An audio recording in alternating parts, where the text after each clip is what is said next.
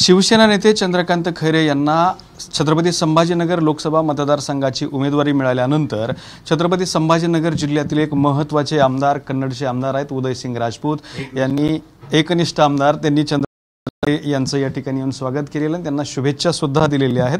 खैरे साहेब काय सांगाल, अनेक आमदार गेले, संभाजीनगर जिल्ह्यातले सगळे आमदार गेले, फक्त एकटे आमदार राहिलेले आहेत, त्यांनी आता तुम्हाला शुभेच्छा दिल्यात। यांचं त्यावेळेस स्टेटमेंट इतकं जबरदस्त होतं, मी माझ्या आईला सोडणार नाही, मी माझ्या कोणाला सोडणार नाही, ज्या बाळासाहेबांनी मला मोठं केलं, ज्या उद्धवसाहेबांनी मला मोठं केलं, ज्या आदित्यसाहेबांनी मला मार्गदर्शन केलं, मी कधीच त्यांना सोडणार नाही।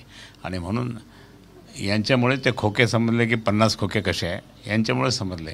यांच्यासमोर जे 50 खोके आले होते ना, पण यांनी ते झिडकारून टाकले, त्यामुळे की मी इतका विकणारा माणूस नाही आहे। आणि म्हणून आम्हा सर्वांना, उद्धवसाहेबांपासून आम्हा सर्वांना त्या ठिकाणी यांचा खूप अभिमान आहे, खूप अभिमान आहे। आणि एकनिष्ठ असल्यामुळे म्हणजे मला तर एक त्या ठिकाणी मी सांगेल की खरंच असे जर एकनिष्ठ असले तर पुढे त्या ठिकाणी आपलं सरकार आल्यानंतर निश्चितच त्यांचा खूप मोठा म्हणजे एक गौरव होईल असे मला।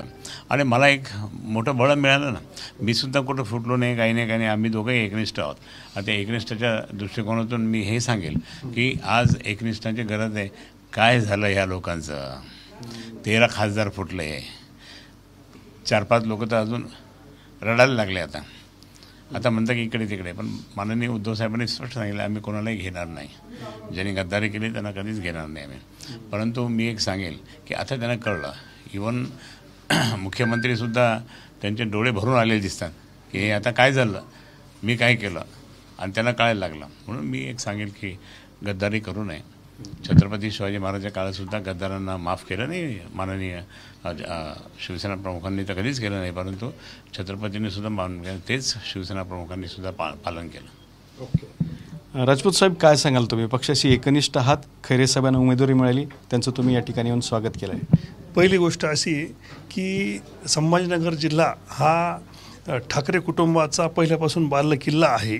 आत्तापर्यंत खैरे साहेबसुद्धा 20 वर्ष खासदार होतेच, मागच्या वेळेस 2-3 हजारांनी पराभव झालेला होता, पण ह्या वेळेस उद्धव ठाकरे साहेबांनी ज्यालाही उमेदवारी दिली असती तो 1,00,000% तो खासदार झालाच असता, त्याच्यात काही शंकाच नव्हती।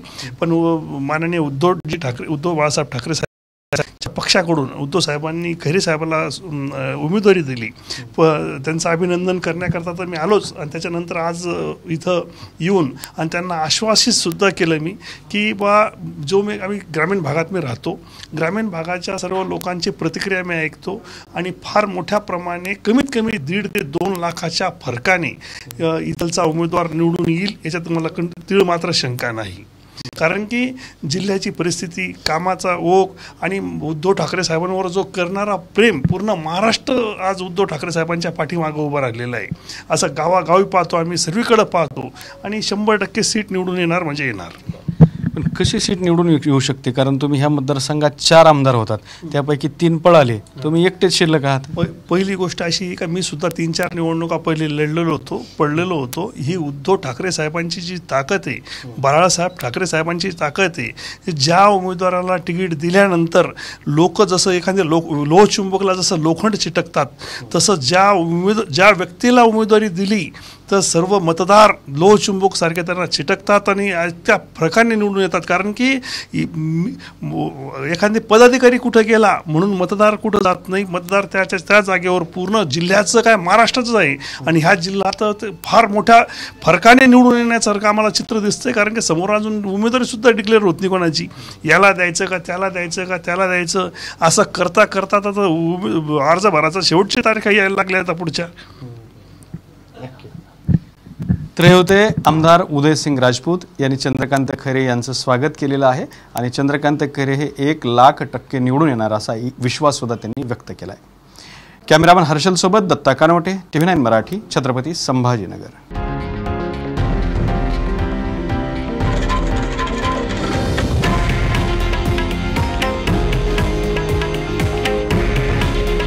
हे आहे देशातील नंबर 1 न्यूज नेटवर्क, आणि आपण पाहत आहात TV9 मराठी।